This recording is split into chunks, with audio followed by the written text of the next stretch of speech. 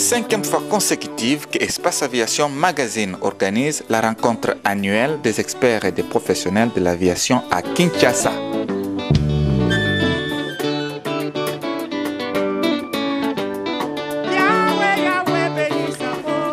Le cadre retenu est bien sûr le Salon Rouge du ministère des Affaires étrangères.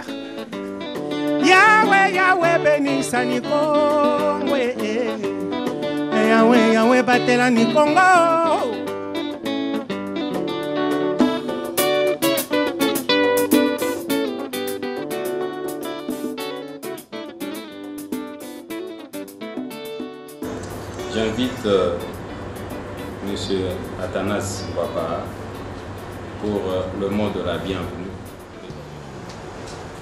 Excellent Monsieur le représentant du ministre des Transports, Monsieur le secrétaire général pour Transport et Communication, Monsieur l'ADG de l'AAC, ici représenté par Monsieur Tsir, Monsieur les représentants des compagnies aériennes, distingués invités du Congo-Brazzaville. Tout le plaisir est pour nous, au moment où je me présente devant vous, pour vous souhaiter la bienvenue à cette 5e édition de la rencontre annuelle des experts et des professionnels de l'aviation, pour commémorer le premier vol motorisé des frères Wright, d'échanger, de parler de l'actualité de l'aviation dans nos chers pays, mais aussi de donner des solutions opérationnelles aux vrais problèmes qui se posent dans nos pays. Distingués invités de Congo-Brazzaville, messieurs les représentants des compagnies aériennes, vous savez très bien que la RDC s'est lancée dans un large programme d'investissement dans le domaine des infrastructures aéroportuaires.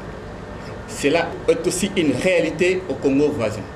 Pourquoi ne pas s'assembler et parler, émettre des idées pour que nos industries aéronautiques puissent aboutir. Voilà pourquoi, distingués invités, Espace Aviation Magazine a jugé bon de retenir comme thème « Investir dans les transports aériens, défis et enjeux ». Comme le chef de l'État l'a dit, à l'aube du cinquantenaire de l'indépendance de la RDC, le moment est bien indiqué de faire un inventeur, l'autocritique et aboutir à un retraçage. Notre aviation n'ayant pas de frontières, notre recentrage dans l'investissement du transport aérien dépassera certainement les limites de la République démocratique du Congo. Monsieur le secrétaire général pour Transport et Communication, Messieurs les représentants des compagnies aériennes, distingués invités du Congo-Brazzaville, Espace Aviation Magazine est très heureux de vous accueillir dans ce cadre dénommé Salon Rouge du ministère des Affaires étrangères et vous souhaite bon débat dans les travaux qui vont suivre. Que vive la RDC, que vive la République du Congo-Brazzaville, que vive la rencontre des experts et des professionnels de l'aviation, que vive Espace Aviation Magazine. Je vous remercie.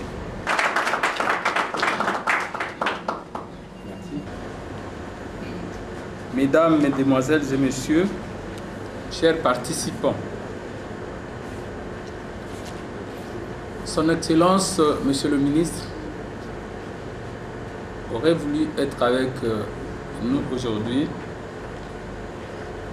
mais compte tenu de ses nombreuses occupations, il m'a chargé de venir vous communiquer son message à l'occasion de l'ouverture de la 5e Réexpo Aviation et m'a demandé de vous rassurer que ces portes sont ouvertes pour que acteurs professionnels dans le domaine de l'aviation civile, vous puissiez apporter votre concours, vos idées pour le développement de l'aviation civile dans notre cher pays. Au nom de son Excellence, Monsieur le ministre des Transports et des Voies de Communication, je déclare ouverte la 5e édition de la Réexpo Aviation. Vive la République démocratique du Congo. Vive la Réexpo Aviation. Je vous remercie.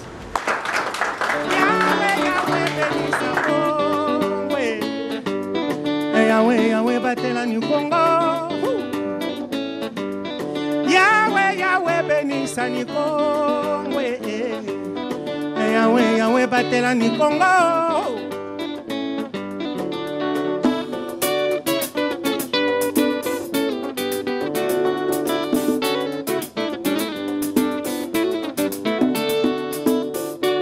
Et de prendre la parole à l'occasion des présentes assises de cette 5e édition de Réexpo Aviation, axée sur un thème combien évocateur, mais également combien attractif, exhortant, tel que vient d'ailleurs de le préciser le représentant de son Excellence le ministre des Transports. Ce thème est à savoir donc investir dans les transports aériens, défis et enjeux. Je voudrais d'abord présenter mes félicitations aux initiateurs de la Réexpo Aviation. C'est très important. Nous autres qui avons opté pour le transport aérien, c'est notre famille. Et j'étais heureux que le directeur général de l'ANAC m'ait désigné pour représenter l'administration de l'aviation civile congolaise avec mon collaborateur, M. Gérard Minata. Nous devons rendre compte des infrastructures aéronautiques, spécialement les aides de la navigation, que nous disposons à l'aéroport d'Indien pour pouvoir recevoir l'avion à tout moment. Beau temps, mauvais temps, orage, sans orage. Avez-vous fait une certaine analyse de ces problèmes? Nous sommes de la Régie des voies aériennes, une entreprise publique qui a été créée par l'État congolais, qui a des textes qui les régissent. La Metelsat également a été créée par le même État congolais, avec des textes aussi qui le régissent. Chacun a des missions tout à fait spécifiques qui sont reconnues. La navigation aérienne et la météorologie, c'est vraiment deux frères. Il n'y a pas, comme on l'a dit, il n'y a pas de navigation aérienne sans la météorologie. Et ce problème a été résolu chez nous, la SECNA. Dans le corps de la SECNA, il y a les météos. Nous travaillons à l'aéroport, nous faisons le maximum pour que les météos marchent. Mais est-ce qu'au niveau supérieur, on fait quelque chose? Moi, je ne pense pas. J'étais en France, j'étais en Afrique du Sud. Et ce qui se passe là-bas, météorologie, ce n'est pas ce qui se passe ici chez nous. C'est à vous qu'on venait de le dire, je vous félicite, de faire quelque chose dans ce sens-là, d'appeler les dirigeants du pays par-ci, par-là, et l'autorité de l'aviation civile aussi, qu'ils fassent attention à tout ce que nous sommes en train de faire ici. Aux recommandations. C'est comme si globalement les gens ont plus un élan de... Il y a un manque de motivation globale, selon ce que nous avons remarqué. Dans l'aviation, en principe, lorsque vous êtes une entreprise de transport aérien, plus de 80% du personnel doit être un personnel qualifié. Et pour que ce personnel soit maintenu à niveau, c'est ainsi que nous avons des centres de formation. Les centres de formation aident à mettre à niveau le personnel, que ce soit sur le plan commercial, mais aussi sur le plan d'exploitation, sur le plan... Pour nous qui sommes professionnels d'aviation, nous avons le devoir de connaître le français et l'anglais, pratiquement au même niveau. Quand on parle du niveau... L'anglais est la première langue aéronautique et il a eu les mots justes pour le dire. La grande majorité de la documentation aujourd'hui dans l'aéronautique est en anglais. Tous ceux qui ont opté pour l'aviation devraient vraiment prendre conscience et le président Boissé qui a visité le Congo-Brazzaville et qui est venu ici par la suite a eu à signifier la même chose et cela va de notre intérêt à perfectionner nos connaissances en anglais. Il y a eu une édition, vous avez parlé de l'histoire. L'Union européenne a pratiquement sanctionné l'aviation civile congolaise. C'est ainsi que vous verrez sur la liste qu'ils reprennent. Ils ont repris toutes les compagnies congolaises, même des petites compagnies qui ne peuvent pas avoir l'ambition d'aller en Europe, même pas sortir de l'Afrique. Ils ont sorti de la RDC, mais ils ont été pris sur cette liste. Et derrière tout ça, nous voyons aussi une certaine politique européenne de laisser les compagnies aériennes congolaises là où elles sont et exploiter seules le marché. Puisque je me rappelle, quand les Belges étaient venus une fois ici pour une consultation aéronautique, ils ont demandé des choses assez importantes. Pour Lubumbashi, ils ont demandé des fréquences par jour. Nous leur avons dit, monsieur, aidez-nous d'abord à sortir de votre liste noire. Vous nous bloquez et vous voulez venir chez nous, augmenter des fréquences, 2 fréquences par jour, ainsi de suite. La concurrence a aussi un revers. Les grandes compagnies restent et les petites disparaissent.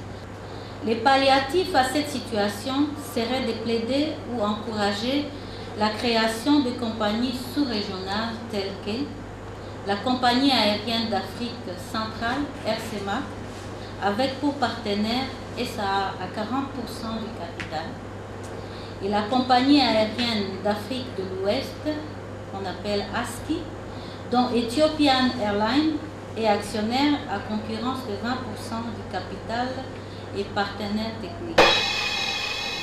La compagnie aérienne LAC était là pour assister les autres compagnies aériennes, spécialement dans le service de handling, à travers les aéroports de la République du Congo.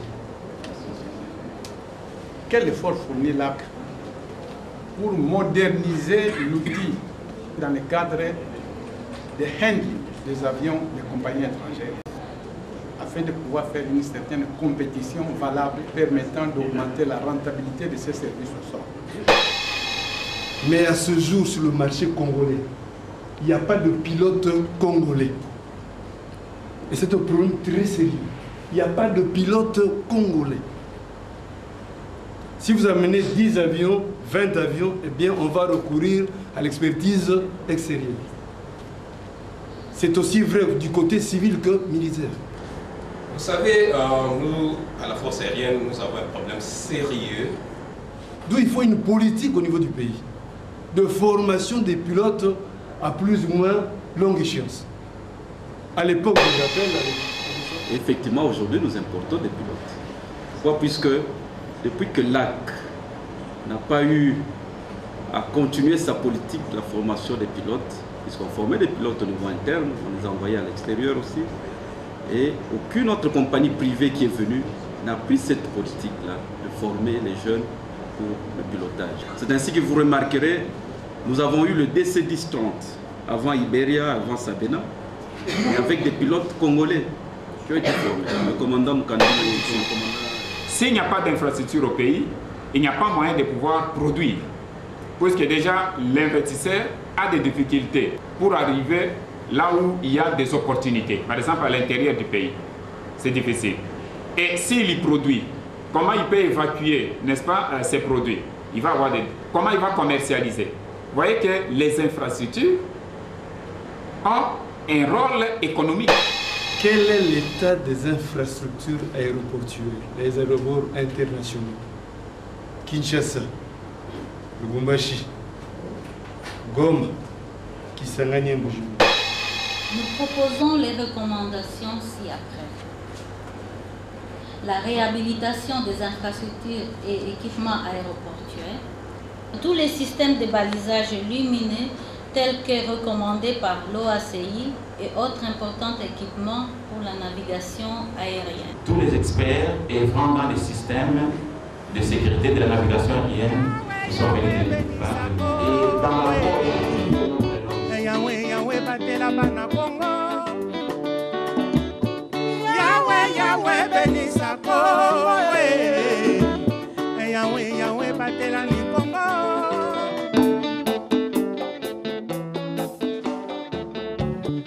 Tout a été passé en revue. La formation des pilotes, l'acquisition des avions, l'infrastructure aéroportuaire, l'intégration régionale, le climat des affaires en RDC, tout, alors tout.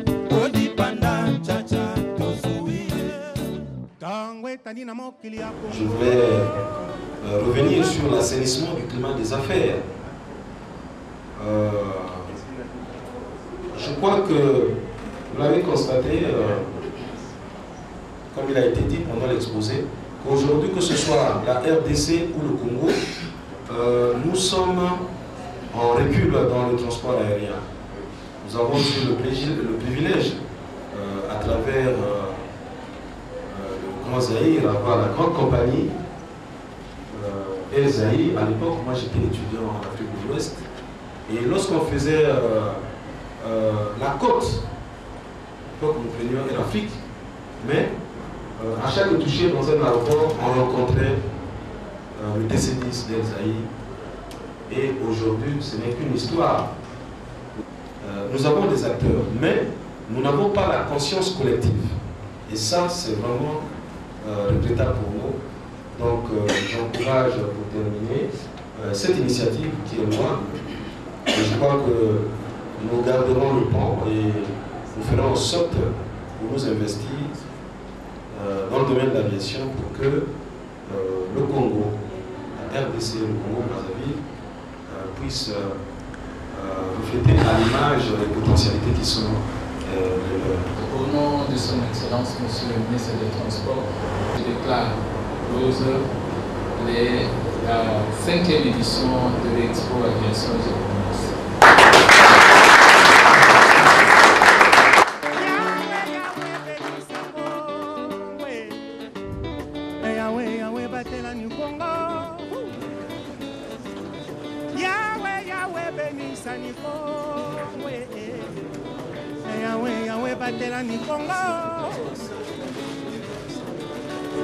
Je crois que tout s'est bien passé et je crois que bonne chance à l'organisateur et à la prochaine, à la 6e édition l'année prochaine. Voilà. Voilà. Nickel alors. tala mukana na bangi totala ndenge kokoki kolingana koyokana na mboka oyo bakoko batikela bisobe kasai bakongo kodere mapema demele na lekulu na kwenda na lekulu nambo ekoki kolingana bongo mboka monene kolongwa lukumbashi te na pointe noire etonda bomengo na bato ya mayele olingi etumba te